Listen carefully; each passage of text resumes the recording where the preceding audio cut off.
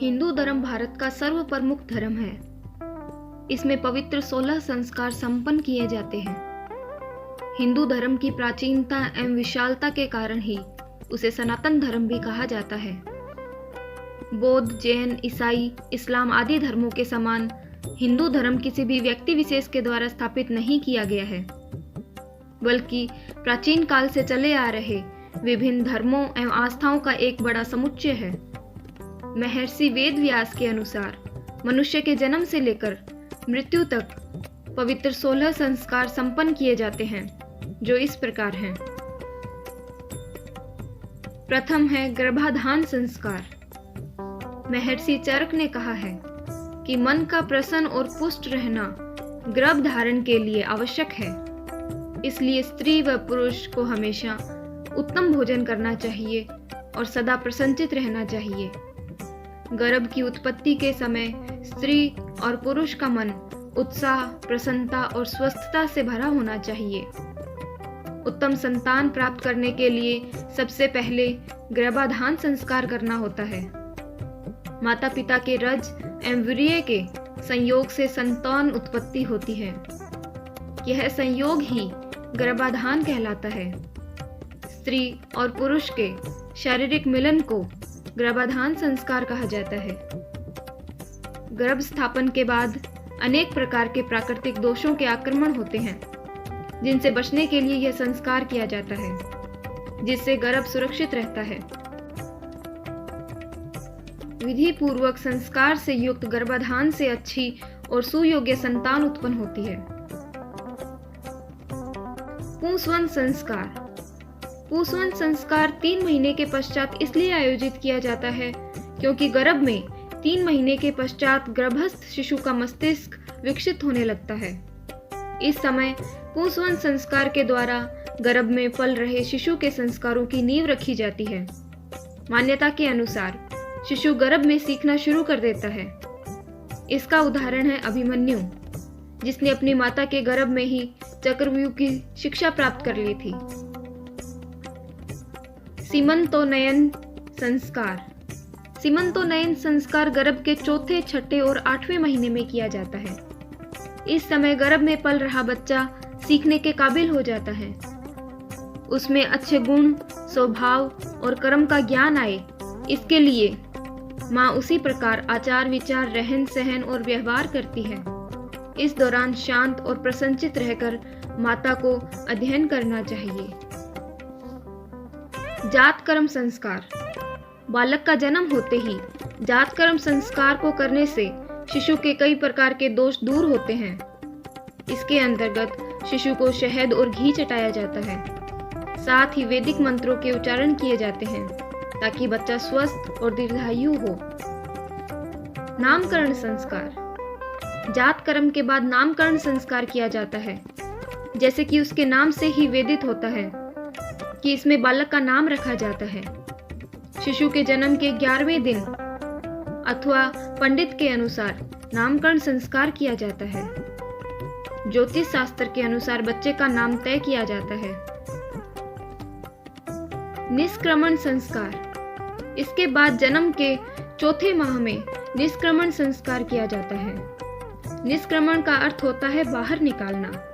हमारा शरीर पृथ्वी, जल, अग्नि, वायु और आकाश आदि से बना है, जिन्हें पंचभूत कहा जाता है। इसलिए पिता इन देवताओं से बच्चे के कल्याण की प्रार्थना करते हैं। साथ ही कामना करते हैं कि शिशु दीर्घायु रहे और स्वस्थ रहे। अन्नप्राशन संस्कार। अन्नप्राशन संस्कार बच्चे के दांत निकलने के समय अर्थात 6 से 7 महीने की उम्र में किया जाता है। इस संस्कार के बाद बच्चे को अन्न खिलाने की शुरुआत की जाती है। प्रारंभ में उत्तम प्रकार से बना अन्न जैसे खीर, खिचड़ी, भात आदि दिया जाता है। चूड़ाकर्म संस्कार।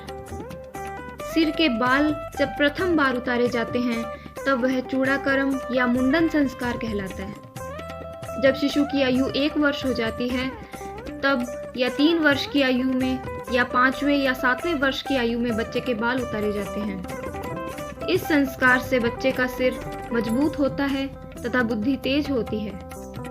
साथ ही शिशु के बालों में चिपके कीटाणु नष्ट होते हैं, जिससे शिशु को स्वास्थ्य लाभ प्राप्त होता है।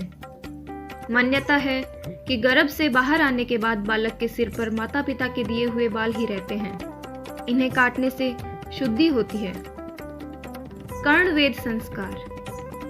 कर्णवेद संस्कार का अर्थ होता है कान को छेदना। इसके 5 कारण हैं। प्रथम, आभूषण पहनने के लिए। दूसरा, कान छेदने से ज्योतिषानुसार राहु और केतु के बुरे प्रभाव बंद हो जाते हैं। तीसरा, इससे एक्यूप्रेशर होता है, जिससे मस्तिष्क तक जाने वाली नसों में रक्त का प्रवाह ठीक होने लगता है। चौथा, इससे श्रवण शक्ति बढ़ती है और कई रोगों की रोकथाम होती है।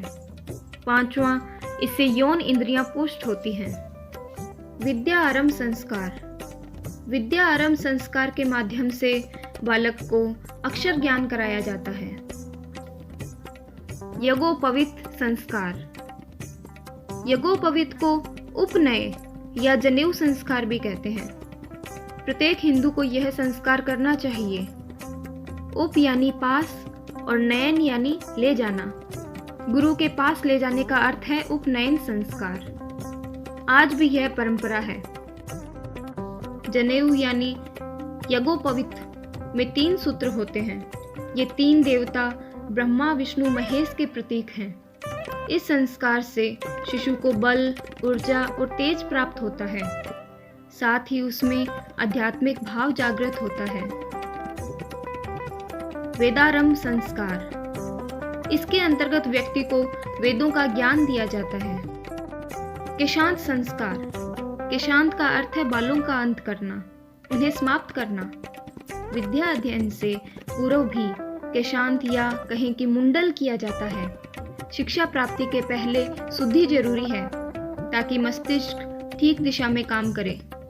प्राचीन काल में गुरुकुल से शिक्षा प्राप्ति के बाद भी केशांत संस्कार किया जाता था। समावर्तन संस्कार। समावर्तन संस्कार का अर्थ है फिर से लौटना।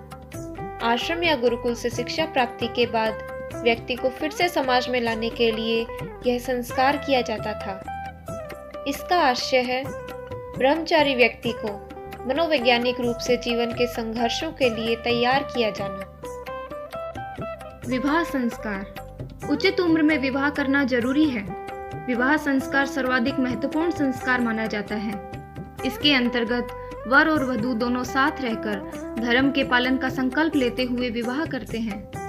विवाह के द्वारा सृष्टि के विकास में योगदान ही नहीं दिया जाता, बल्कि व्यक्ति के आध्यात्मिक और मानसिक विकास के लिए भी यह जरूरी है। इसी संस्कार से व्यक्ति पितृ ऋण से भी मुक्त होता है। अंत्येष्टि संस्कार। इसका अर्थ है अंतिम संस्कार। शास्त्रों के अनुसार इंसान की मृत्यु यानी देह त्याग के बाद मृत शरीर अग्नि को समर्पित किया जाता है। आज भी शव यात्रा के आगे घर से अग्नि जलाकर ले जाई जाती है। इसी से चिता जलाई जाती है।